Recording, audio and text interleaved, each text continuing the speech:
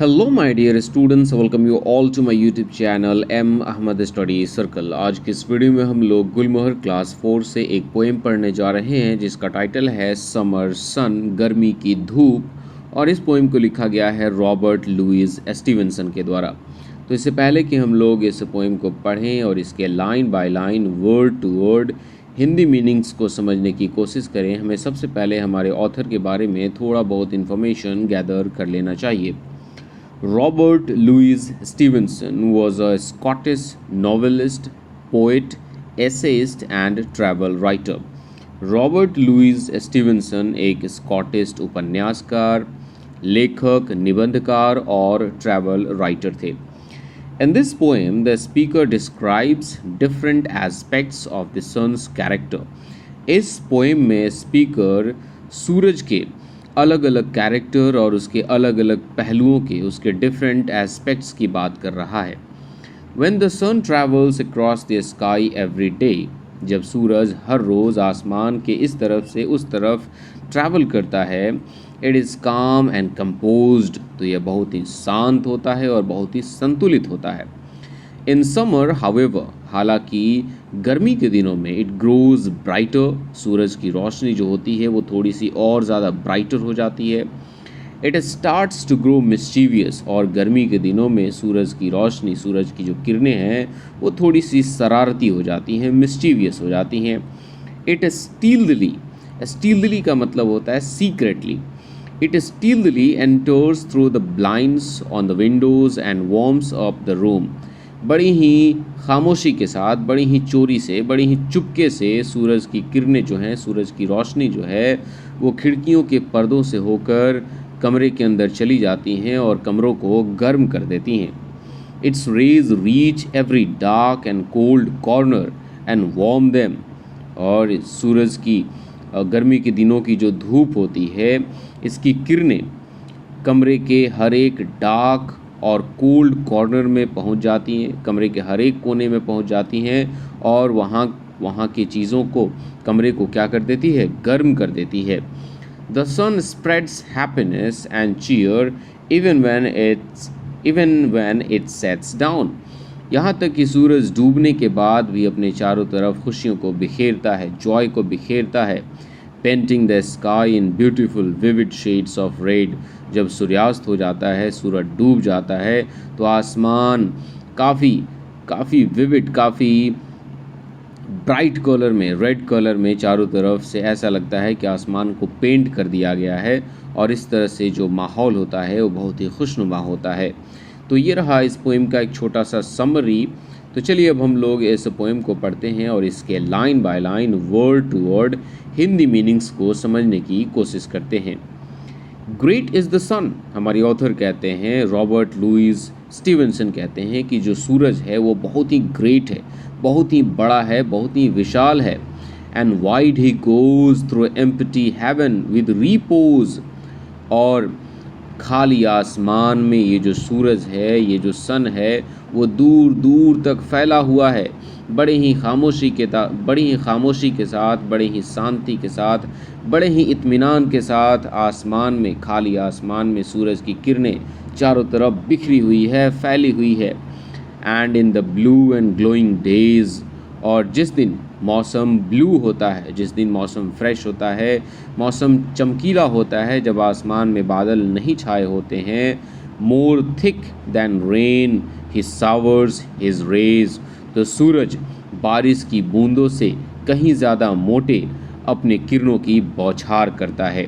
तो first stanza में हमने देखा कि सूरज को बहुत ही बड़ा, बहुत ही विशाल बताया गया है, और बताया गया है कि खाली आसमान में ये काफ़ी दूर दूर तक फैला हुआ है, बड़े ही इत्मीनान के साथ, बड़े ही शांति के साथ। और जब दिन अच्छा होता है तो काफ़ी तेज़ धूप निकलती है, और गर्मी की जो धूप होती है वो काफ़ी तीखी होती है। Though closer still the blinds we pull to keep the shady parlour cool, हमारे ऑथर रॉबर्ट लुइस स्टीवेंसन कहते हैं कि गर्मी के दिनों में हम अपने कमरे को, हम अपने पार्लर को, हम अपने ड्राइंग रूम, हम अपने रेस्ट रूम को ठंडा रखने के लिए, उसे छायेदार रखने के लिए भले ही खिड़कियों पर लगे हुए ब्लाइंड्स को, खिड़कियों पर लगे हुए पर्दे को हम लोग गिरा दें, उसे एक दूसरे के क्लोज उसे हम सटा दें, yet he will find a chink or two slip his golden fingers through. फिर भी ये सूरज की जो किरणें हैं, ये गर्मी का जो धूप है, इसकी किरणें एक या दो दरारें, एक या दो सुराखें ऐसी ढूंढ ही लेती हैं जिससे कि ये अपनी सुनहरी उंगलियों को कमरे के अंदर डाल देती हैं। यहाँ पर गोल्डन फिंगर्स किसको बोला गया है? सूरज की किरणों को बोला गया है। सूरज की जो रोशनी होती है, उसकी जो किरणें होती हैं वो सुनहरी होती हैं और उसी को यहाँ पर उसकी उंगलियाँ बताई गई हैं। यहाँ पर सूरज की किरणों का पर्सोनिफिकेशन हो रहा है, उसे एक इंसान की तरह ट्रीट किया जा रहा है। The dusty attic spider clad he through the keyhole maketh glad बताया गया है। हमारे ऑथर रॉबर्ट लुइस स्टीवेंसन कहते हैं कि उनके घर का जो एटिस है, जो स्टोर रूम है, जहाँ पर कोई आता जाता नहीं, वहाँ पर सिर्फ सामान रखे जाते हैं और वहाँ पर मकड़े जो हैं, जो स्पाइडर हैं, वो भरे पड़े हैं। वहाँ पर बहुत सारी मकड़ियाँ हैं, मकड़ियों के जाले हैं। उस रूम में भी की होल के माध्यम से सूरज की रोशनी उस रूम में प्रवेश कर जाती हैं और वहाँ पे जो मकड़ियाँ काफ़ी लंबे समय से अंधेरे में और ठंडे में पड़े हुए थे, वहाँ पर सूरज की रोशनी अपनी चमक और अपनी गर्मी से उन मकड़ियों को खुश कर देती हैं। And through the broken edge of tiles into the laddered hay loft smiles. और जो एटिस होता है और घर की जो टाइल्स के टूटे हुए कोने होते हैं, उससे होकर सूरज की रोशनी वैसे कमरे में भी चली जाती है जहाँ पर जानवरों के खाने के लिए पुआल रखे गए होते हैं और उन पुआल पर, उन चारों पर जब सूरज की रोशनी पड़ती है तो वो मुस्कुराते हुए नज़र आते हैं। ये रहे वो सारे वर्ड मीनिंग्स जो कि ऊपर के स्टेंजाज में हमें देखने को मिले थे। तो आप इन वर्ड्स मीनिंग को देख लें और फिर इन्हें आप समझ लें। वैसे मैंने इन सारे वर्ड मीनिंग्स को ऊपर ऑलरेडी एक्सप्लेनेशन में समझा दिया है। चलिए हम लोग आगे बढ़ते हैं। Mean time his golden face around, और इसी दौरान इस सूरज की चमचमाती सुनहरी गोलाकार चेहरा हमारे सामने होता है। He bares to all the garden ground, और सूरज अपने चमचमाते हुए सुनहरे चेहरे को सभी बागीचे के ग्राउंड को दिखाता है जब सूरज सुबह में निकलता है।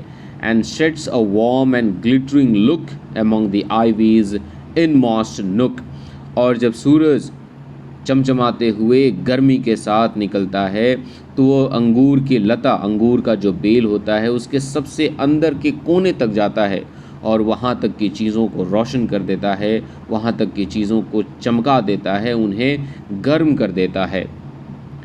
above the hills along the blue, पहाड़ियों के ऊपर और आसमान के साथ, round the bright air with footing true, और चमचमाते हुए, चमकते हुए हवा के चारों तरफ अपने सच्चे मजबूत कदमों को जमाए हुए। टू प्लीज़ द चाइल्ड, एक बच्चे को खुश करने के लिए। टू पेंट द रोज़, गुलाब के फूलों में रंग भरने के लिए। The gardener of the world he goes, वो देखो इस दुनिया का माली जा रहा है। इस फाइनल स्टेंजा में, इस आखिरी स्टेंजा में हमारे ऑथर सूरज की किरणों को, सनलाइट को गार्डनर ऑफ द वर्ल्ड बोल रहे हैं। सूरज को वो कह रहे हैं कि ये दुनिया का बागबान है, ये दुनिया का मालिक है। सूरज की किरणें एक बच्चे को खुश कर देती है, सूरज की किरणें गुलाब के फूलों में रंग भर देती है।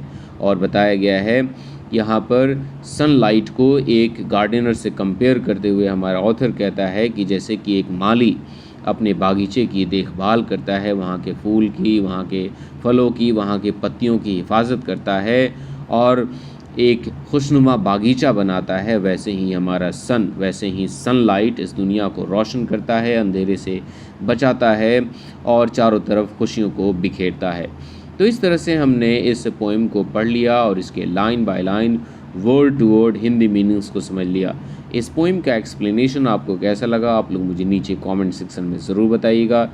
वीडियो अच्छा लगा होगा तो वीडियो को लाइक कीजिएगा और चैनल पे नए होंगे तो प्लीज़ चैनल को सब्सक्राइब कीजिएगा। मिलते हैं एक नए चैप्टर के साथ, तब तक के लिए टेक केयर, बाय बाय।